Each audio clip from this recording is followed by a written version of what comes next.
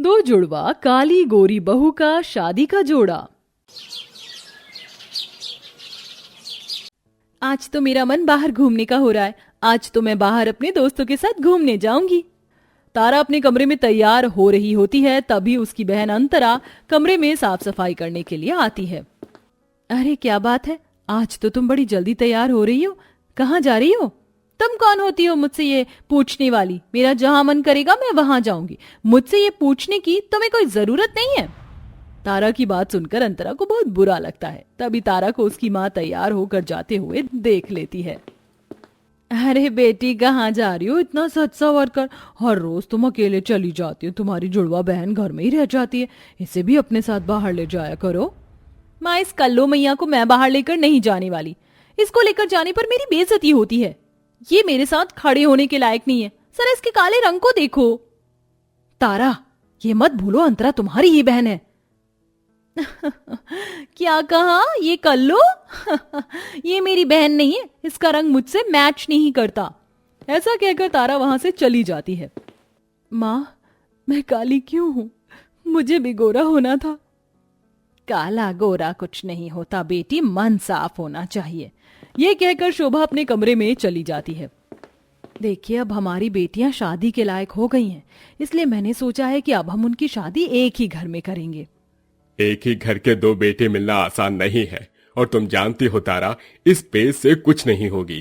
तारा अपनी ही बहन से नफरत करती है। अगर उनकी घर में साथ में बहू बनकर जाएंगे तो इनके बीच की दूरियां ठीक हो जाएंगी। इस तरह जुड़वा बहनों के माता पिता उनका रिश्ता एक ही घर में कर देते हैं। बहुत जल्दी शादी की तारीख भी आ जाती है। शादी से पहले और उनकी सास उनके लिए लहंगे लेने जाती है। भाई साहब, मुझे 2 लहंगे दिखा दीजिए। पहला, ये देखिए, हमारी दुकान का सबसे महंगा लहंगा है। अरे वाह, ये तो सच में सुंदर है। अब एक थोड़ा सस्ता सा दिखा दीजिए। इस तरह सुजाता दुकान में सबसे सुंदर चमक धमक वाला लहंगा गोरी बहू के लिए खरीदती है, तो वहीं अपनी काली बहू के लिए वो सस्ता सा बेकार लहंगा खरीद कर उन्हें देने के लिए उनके घर जाती है। बहन जी, ये शगुन हमारी तरफ से आपकी दोनों बेटियों के लिए। आप ये लहंगे शादी में इन्हें पहना देना। जैसे ही तारा अपना लहंगा देखती है, उसे अपना लहंगा बहुत पसंद आता है।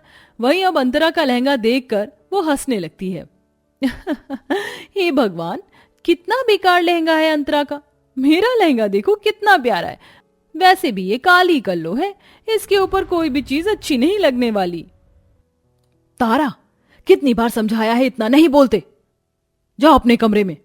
इस तरह अभी से अपनी जुड़वा बेटियों की सास को उनमें फर्क करते हुए जब शोभा देखती है तो वह सुजाता से कहती है, सुजाता बहन, शायद आप मेरी दोनों बेटियों में अभी से फर्क कर रही हो। देखिए, बचपन से लेकर अभी तक हमने दोनों बेटियों में आज तक कोई फर्क नहीं किया। हमारे लिए काली गोरी दोनों बेटियां एक समान हैं। अरे शोभा बहन, ऐसा कुछ नहीं है। दरअसल ये लहंगा पूरी मार्केट में इकलौता था, तो मैंने तारा के लिए खरीद लिया। ऐसा नहीं है कि मैंने आपकी दोनों बेटियों में कोई फर्क किया है। पहले ही मैंने अपनी अंतरा के लिए बहुत सारे कपड़े बनवा कर रखे हैं। सुजाता ऐसा कहकर बात को घुमा देती है, जिसके बाद वह वहां से चली जाती है। कुछ दिनों में सुजाता अपनी दोनों बहुओं की अपने बेटों से शादी करवा कर उन्हें घर ले आती है। अरे देखो तो जरा, सुजाता की बहू का लहंगा कितना प्यारा है, बहुत महंगा लग रहा है। कौशल्या बहन, पूरे 5 लाख रुपए का है। अरे तुम इतनी अमीर हो, तुम तो लोगी ही अपनी बहू का महंगा लहंगा, लेकिन ये क्या, दूसरी बहू का लहंगा इतना सस्ता? लगता है सारा खर्च गौरी बहू के लहंगे पर ही कर दिया सुजाता बहन ने। अरे काले पर क्या ही खिलता, तुम देख रही हो ना मेरी दूसरी बहू कितनी काली है। और फिर मेरा बेटा भी तो ऐसा ही है, उसका पूरा चेहरा खराब हो चुका है। अब उसके लिए ऐसी ही बहू मिलनी थी, इसलिए मैंने उसकी शादी उससे करवा दी। अच्छा, ऐसी बात है। चलो, जो भी है ठीक है। तुम सब यहाँ क्यों खड़ी हो? जाओ कुछ खा पी लो। सुजाता की बात मानकर घर पर आई हुई सभी औरतें खाना खाने चली जाती हैं और बाकी के रिश्तेदार तारा के लहंगे के बारे में उससे पूछने लगते हैं। कोई भी अंतरा के पास जाता ही नहीं, वह बेचारी एक कोने में ही खड़ी रह जाती है। मनीष मल्होत्रा के शोरूम से आया है मेरा लहंगा, देख रहे हो आप लोग, इसका डिजाइन कितना प्यारा है। हाँ, सही कहा, ये लहंगा बहुत कमाल का है और तुम्हारे ऊपर सुंदर लग रहा है, क्योंकि तुम बहुत सुंदर हो, गोरी हो। तभी तारा की सास आती है। छोटी बहू, तुम्हें तो भूख लगी होगी, रुको मैं अपने हाथों से तुम्हारे लिए खाना परोस कर लाती हूँ। सुजाता तारा के लिए अपने हाथों से खाना परोस कर आती है और साथ में अपने हाथों से ही खिलाती है। अंतरा दूर खड़ी ये सब देखती रह जाती है। क्या हुआ, तुम यहाँ एकांत में क्यों खड़ी हो? लगता है किसी रिश्तेदार को मैं पसंद नहीं आई, क्योंकि मैं बहुत काली हूँ। मैं भी जल्दी से किसी को पसंद नहीं आता। मेरी तो गर्लफ्रेंड भी मुझे छोड़कर भाग गई थी, क्योंकि मेरे चेहरे पर बहुत सारे दाने हैं और वैसे भी ऊपरी दिखावट वाली खूबसूरती के कोई मायने नहीं होते। इंसान दिल से सुंदर गोरा होना चाहिए। ये सुनते ही अंतरा का दिल बहुत खुश हो जाता है। वो दोनों एक साथ खाना खाते हैं। ये देख सुजाता को बहुत गुस्सा आता है। अरे देखो तो सही, कितनी आराम से खाना खा रही है, अभी बताती हूँ इसको।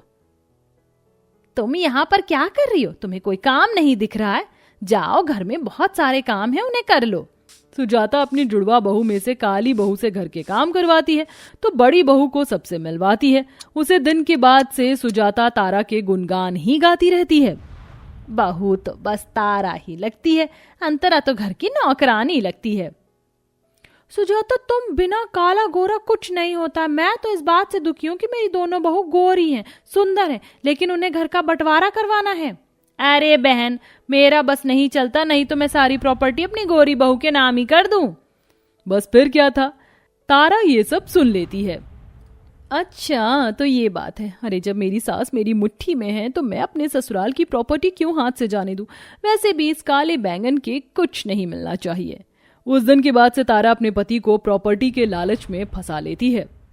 सही कहा तुमने, भैया तो छोटा सा बिजनेस कर रहे हैं। सर, बिजनेस मैं संभालता हूं और इस प्रॉपर्टी पर हक भी मेरा ही है। मैं मां से प्रॉपर्टी के पेपर पर खुद साइन करवा लूंगा, तुम चिंता मत करो। इस तरह अपने पति के साथ मिलकर तारा सारी प्रॉपर्टी अपने नाम करवा लेती है।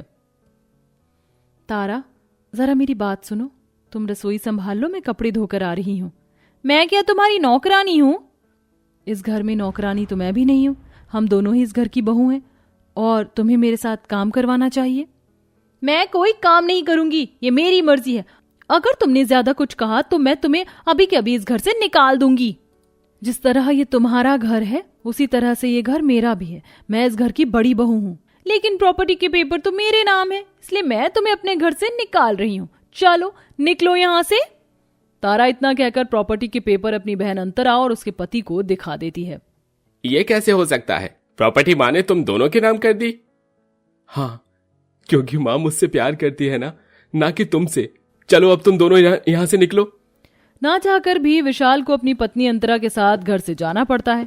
उन दोनों के घर से जाते ही तारा पूरी अय्याशी करने लगती है और जब उसकी सास उसे रोकने की कोशिश करती तो वह उसके ऊपर बहुत बुरी तरह चिल्लाती है। इससे सुजाता को अपनी गलती का एहसास होता है। तुम कौन होती हो मुझे रोकने वाली? अगर इस घर में 2 टुकड़े खाने हैं तो अपनी आवाज बंद करके रहना। इतना कहकर तारा गुस्से से चली जाती है। जितनी मेरी बहू गोरी है उतनी ही मन से काली है। इससे अच्छा तो मेरी काली बहू थी। वो मेरा कितना ख्याल रखती थी, लेकिन आज तक मैंने उसे बहू का दर्जा तक नहीं दिया। सुजाता अपने कमरे में ये सब कहते हुए रो रही थी। उसी समय उसकी बहू अंतरा और उसका बेटा उससे मिलने आता है और उसकी हालत देखकर उसका बेटा उससे कहता है, माँ, आपको इस घर में रहने की जरूरत नहीं है, आप हमारे साथ चलिए। हमने पहले से ही एक फ्लैट लेकर रखा था, आप हमारे साथ में ही रहना अब। अंतरा बहू, मुझे माफ कर दो। जब से तुम इस घर के अंदर आई हो मैंने तुम्हारे ऊपर बहुत अत्याचार किया और तुम दोनों के जुड़वा होने के बाद भी दोनों में बहुत फर्क किया। माँ जी, आपको माफी मांगने की जरूरत नहीं है। मुझे आपसे कोई गिला शिकवा नहीं है। आप हमारे साथ हमारे घर चलिए, हम सब एक साथ खुशी से रहेंगे। अंतरा इस तरह अपनी सास को बहुत प्यार प्रेम से अपने पति के फ्लैट पर ले आती है तो वहीं उसकी जुड़वा घमंडी बहन अपनी खूबसूरती के ऊपर ही सारे पैसे खर्च कर देती है। एक दिन विशाल को बिजनेस में बहुत बड़ा लॉस होता है, जिसके चलते उनका सब कुछ चला जाता है और वह रास्ते पर आ जाते हैं। इसी के चलते उन्हें अपनी गलती का एक अच्छा सबक भी मिलता है।